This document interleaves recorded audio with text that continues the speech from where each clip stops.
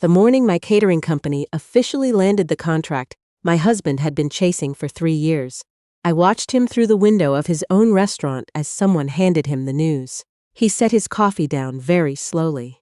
Then he sat there, perfectly still, like a man who had just been told the ground beneath him was no longer solid. I know that look because I spent 34 years memorizing every expression on Vincent Prescott's face, but I had never once seen him afraid of me. Until that morning. If you have ever poured your entire life into someone who never once thanked you for it, I want you to tell me about it in the comments. I read every single one, especially the ones written late at night when the truth comes easier. Tell me where you're watching from and what time it is right now.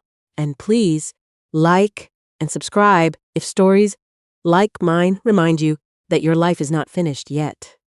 When people met my husband Vincent Prescott, they saw a man who had conquered the restaurant industry in Memphis, Tennessee.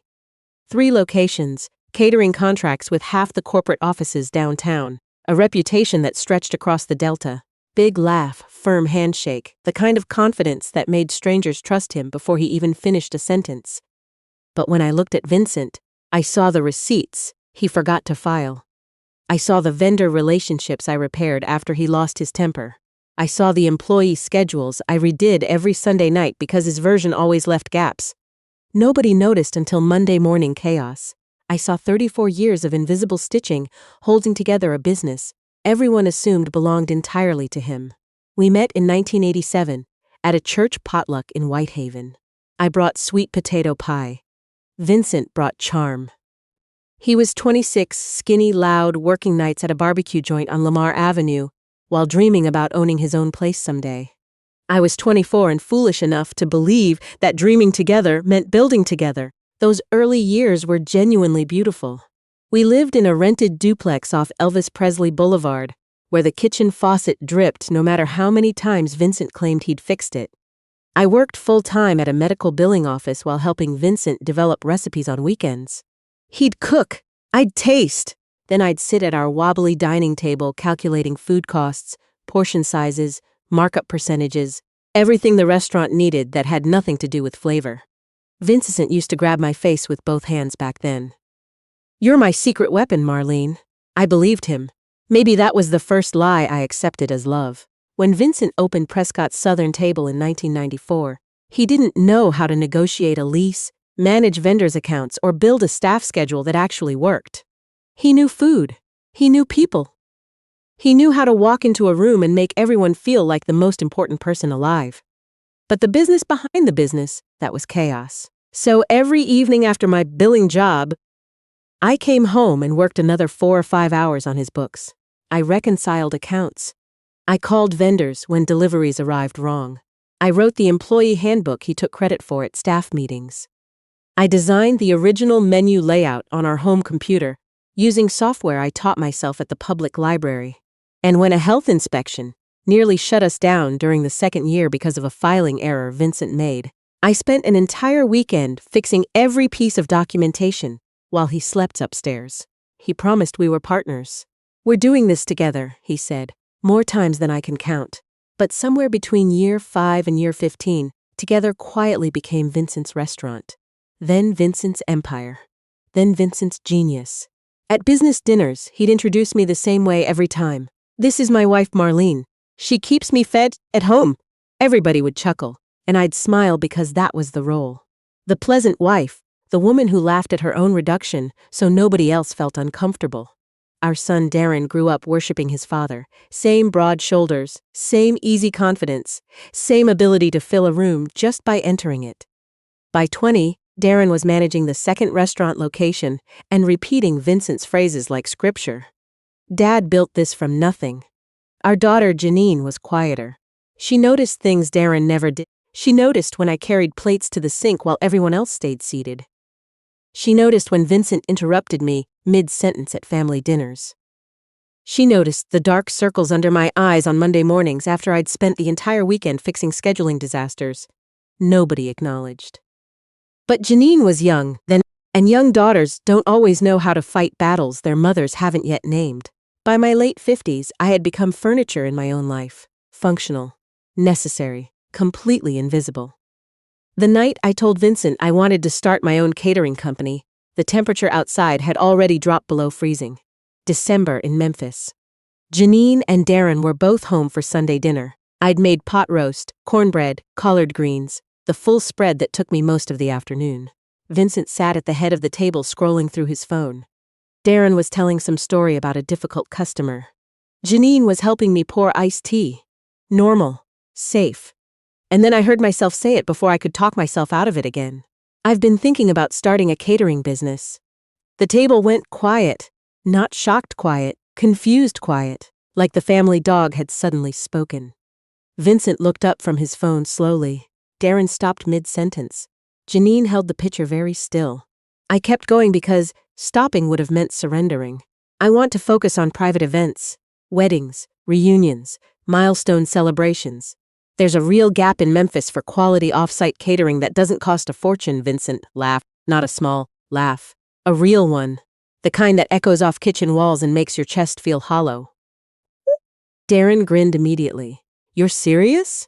Vincent said, wiping his eye like I'd just delivered the punchline of the year. Yes. He leaned back in his chair. Marlene, you get stressed ordering at a drive-thru. Darren laughed under his breath. I looked at him, hoping he'd stop. He didn't. Vincent shook his head, still smiling. You want to run a catering company? At 61. The word 61 sounded ridiculous in his mouth when attached to ambition, like an old woman trying on a prom dress. Janine spoke softly. Dad, let her finish. But Vincent kept going. Honey, catering is brutal. You think organizing my books is the same thing as running an operation? I've organized more than books, I said quietly. Something shifted at the table. Vincent's smile dimmed slightly. Darren exchanged a look with his father, and I realized something that had taken me 3 decades to see. People get very uncomfortable when the version of you they depend on starts changing. Later that night, I stood alone at the kitchen sink while laughter from the television drifted down the stairs. My hands were shaking, not from fear of failure. From the weight of 34 years pressing against my sternum, begging me to sit back down and be quiet. Instead, I opened my laptop at the kitchen table and registered Tate and Table Catering. Tate was my maiden name. I almost didn't use it. Then I decided I wanted at least one piece of this new life that belonged only to me. Starting a business at 61 is a particular kind of lonely. Nobody sends flowers, nobody throws a party. You sit at your kitchen table with a weak laptop and a legal pad while the house creaks around you. And you wonder whether the entire world is right about you being ridiculous. That first month, I built a website nobody visited. I printed business cards that collected dust near the coffee maker. I emailed event planners and received polite rejections that felt like paper cuts. One woman responded, "We already work with established caterers. Thanks." I stared at that email for a long time. But every morning after Vincent left for the restaurant, I sat back down and kept working. I studied event logistics, commercial kitchen regulations, liability insurance. I tasted and retested recipes until my kitchen smelled permanently like brown butter and rosemary. And slowly, I started realizing something important. Most small caterers in Memphis weren't failing because their food was bad. They were failing because their operations were a mess. Timing, staffing, transport logistics, client communication. The unsexy parts that make the difference between a beautiful event and a disaster. And I understood those problems better than almost anyone, because I had spent 3 decades quietly solving them for Vincent. 6 weeks in, I got my first real client. A woman named Faye Underwood who worked at a nonprofit downtown. She needed catering for a retirement gala on a tiny budget. Faye showed up at my house carrying a folder of ideas and the exhausted expression of someone who'd been told no by 6 other companies that week. We sat at my dining table and I helped her redesign the entire menu around seasonal ingredients that cut costs without sacrificing quality. I built a timeline for setup, service, and breakdown that accounted for every 15-minute window. Faye stared at the spreadsheet like I'd handed her a miracle. "How do you know all this?" she asked. I smiled. 30 years of practice, nobody noticed. Faye's gala went flawlessly. She called me the next morning, almost crying. 3 people asked for your card last night. That sentence changed my life.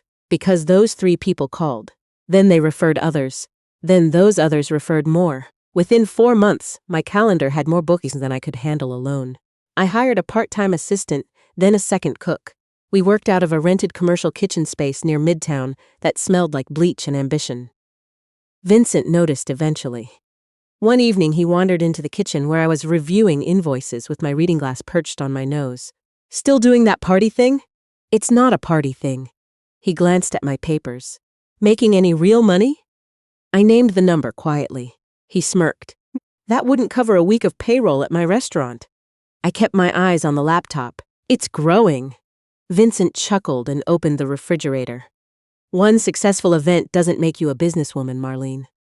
The old version of me would have gone silent. Instead, I looked up and said, "I've had 23 successful events." He blinked, just briefly. But I saw it. The first tiny crack in his certainty. The woman who changed everything arrived in my life on a Wednesday afternoon. Her name was Octavia Sinclair, and she ran one of the largest event production companies in the Mid-South. Silver-haired, elegant. The kind of woman who entered rooms like she'd designed them personally. She called my office directly. "I've been hearing your name from multiple sources," she said. "That never happens with new caterers. We met for lunch at a bistro downtown." Octavia studied me the way engineers study blueprints, carefully, looking for structural integrity. After 20 minutes of conversation, she set her fork down and said something I wasn't prepared for. "You're not just good at catering, Marlene. You're exceptional at operations. There are event companies 10 times your size that can't coordinate logistics half as well as you do." I almost couldn't respond, because when you've spent decades being told you're just helping, hearing someone name your actual skill feels almost violent. Octavia slid a folder across the table. Inside was a proposal for a massive corporate gala series, 6 events over 12 months for one of the biggest healthcare companies in Tennessee. The kind of contract that would transform my business permanently. I stared at the numbers. This is enormous. "Yes, I've never managed anything this scale."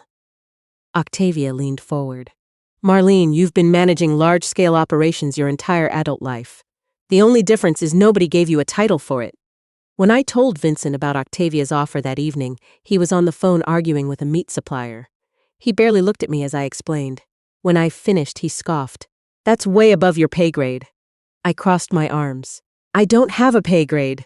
I have a company." He stared at me for a moment too long. Then his voice dropped into that patronizing register I had absorbed for decades without naming it. "I'm trying to protect you from embarrassing yourself." Protect. Such a careful word for control. That night Janine called. She always somehow knew when I needed her. I told her everything. "Mom," she said firmly. "You know what breaks my heart?" "What?" "You still think Dad's opinion is the same thing as the truth." I sat with that sentence for a very long time after we hung up. The first sign that Vincent's restaurants were struggling came quietly. More phone calls at night. More cursing behind his office door. More complaints about employees, suppliers, inspectors. Everyone except himself. The industry was changing. Customers wanted transparency, consistency, efficient service. The charisma and volume that built Vincent's reputation weren't enough anymore. And the operational backbone that had quietly held his business together for decades, me, was no longer there to catch what he dropped. One evening, he stormed into the kitchen after losing a major corporate dining contract. "This whole city's gone soft," he snapped. "Nobody appreciates real food anymore." I said nothing. But inside, something cold and clear was forming. The realization that Vincent Prescott had spent 34 years standing on a foundation he refused to acknowledge. And now that foundation had walked away. Then came the discovery that nearly destroyed me. I was sorting through old tax documents in our basement storage, looking for insurance paperwork a client needed as reference. I found a folder labeled Equipment Financing 2019.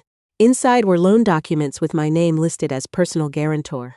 My signature appeared on every page, except some of those signatures weren't mine. The H in my first name was wrong. The T in Tate curved differently than I write it. My stomach dropped so hard I thought I might be sick. I spent the next 3 hours in that basement comparing signatures across years of documents, birthday cards, tax returns, our mortgage refinancing. Some signatures matched perfectly. Others were close enough to fool a banker, but not close enough to fool the woman whose hand supposedly wrote them. When Vincent came home, I was sitting at the dining table surrounded by paperwork. "Did I sign these?" I asked. He barely glanced at the papers. "Probably. I don't remember signing them. They're old, Marlene. You've signed 1,000 things. Some of these signatures don't look like mine." That got his attention. A flash in his eyes, there and gone, before his expression rearranged itself into annoyance. "You're being paranoid. Paranoid. Sensitive. Emotional. The words women hear so often we start believing our own instincts are the enemy." "Did you ever sign my name?" I asked. Michael stared at me too long, then laughed. "You're losing it." He walked upstairs. I sat alone at that table until midnight, comparing every document with trembling hands. And somewhere in those hours, something inside me finished breaking. Not dramatically. Quietly. The way 34 years of trust dies, one forged signature at a time. Janine came the next morning. One look at my face and she knew. She sat at the table, studied every document, then looked up with tears in her eyes. "Mom, you need a lawyer. Protect yourself," she said. "Not protect the marriage." Myself. I hired an attorney that same week. I made copies of everything and locked them in a box hidden in the guest bedroom closet. Every copy I made felt like both a betrayal and an act of survival. Because women my age were raised to believe that questioning your husband's paperwork was the same as questioning your marriage. But I was no longer willing to confuse loyalty with silence. Tate & Table Catering grew faster than I thought possible after I accepted Octavia's contract. We hired more staff, moved into a larger kitchen facility. My name started appearing in local business publications. Event planners who had ignored my emails the year before were now requesting meetings weeks in advance. The corporate gala series went flawlessly. 6 events, 6 different venues, not a single logistical failure. After the final gala, the healthcare company's CEO shook my hand and said, "I've worked with caterers for 20 years. Nobody has ever run an operation this cleanly." I thanked her and walked to my car before crying. Not from joy exactly, from the strangeness of being seen after a lifetime of invisibility. Meanwhile, Vincent's restaurant empire continued crumbling. One location closed permanently. The second was drowning in debt. Health inspections flagged issues that I used to quietly fix before they became problems. Vendor relationships I had maintained for years deteriorated without my invisible diplomacy. The man who once told me I couldn't handle a drive-through was now losing everything he'd built, because the woman who actually held it together had finally stopped. One Sunday evening, Darren showed up at my office. He looked tired. Older. "Dad's in trouble," he said. "I know. He's not telling anyone how bad it is." I waited, then Darren looked at me with something I had never seen in his eyes before. Uncertainty. "You could help him." There it was. Not "How are you, Mom?" Not "I'm sorry for laughing at you." Just save him again. I folded my hands. "Darren, do you think your father built those restaurants alone?" He shifted uncomfortably. "I mean, you helped. Helped. Such a tiny word for decades of unpaid, unacknowledged, executive-level labor." "I reorganized his entire supply chain twice," I said calmly. "I rewrote employee contracts. I caught accounting errors that would have bankrupted him in year 3. I managed every health inspection, every vendor dispute, every staffing emergency for over 30 years. And your father spent that entire time telling people I was just the wife who kept him fed at home." Darren's face changed, not all at once, slowly, like watching ice melt. You can't see it moving, but suddenly the shape is completely different. Before he left, he stopped at my office door. "Did Dad really forge your signature?" I looked at my son. "Yes." Darren closed his eyes briefly, then whispered something that landed harder than any apology. "I laughed at you that night. At dinner, when you said you wanted to start a company." "I know. I'm sorry, Mom. I'm really sorry." That apology didn't erase the years, but it mattered more than I expected. Because sometimes healing sounds like your grown child finally seeing you clearly for the first time. The final turning point came at an industry awards gala where both Vincent and I had been invited. I wore a burgundy dress Janine helped me choose. Vincent wore the same charcoal suit that now seemed to hang differently on his frame, like the fabric itself knew something had changed. We hadn't spoken in weeks. The legal investigation into the forged loan documents was ongoing. Our separation was quiet but total. When the MC announced that Tate & Table Catering had won the Mid-South Emerging Business Award, the room applauded. I walked to the stage on legs that didn't feel entirely real. From the podium, I could see Vincent sitting near the back. He wasn't clapping. He wasn't angry either. He just looked like a man watching something he had always feared finally happen. I accepted the award and said only a few words. I started this company at my kitchen table at 61 years old while the people closest to me laughed. I built it with skills nobody thought were real because I learned them while being invisible. Tonight I want every woman who has ever been told she was just helping to know, you were never just helping. You were building, and it is never too late to put your own name on what you built. The applause was loud, but the silence from Vincent's table was louder. 3 months later, he asked to meet for coffee. He looked older, not physically, emotionally, like a man who had finally stopped performing. We sat near the window of a small cafe on Cooper Street. Rain tapped the glass. For a while, we talked about logistics. Lawyers, financial settlements, the kids. Safe things. Then Vincent set his cup down and said quietly, I was terrible to you. I didn't respond immediately. Not because I was punishing him. Because I had waited 34 years to hear those words and I needed a moment to let them land. You know what the worst part is? He continued. I genuinely believed I did everything myself. I looked at him. I needed you, Marlene, every single day. And I think I knew that the whole time, and I think that scared me more than anything. I nodded slowly.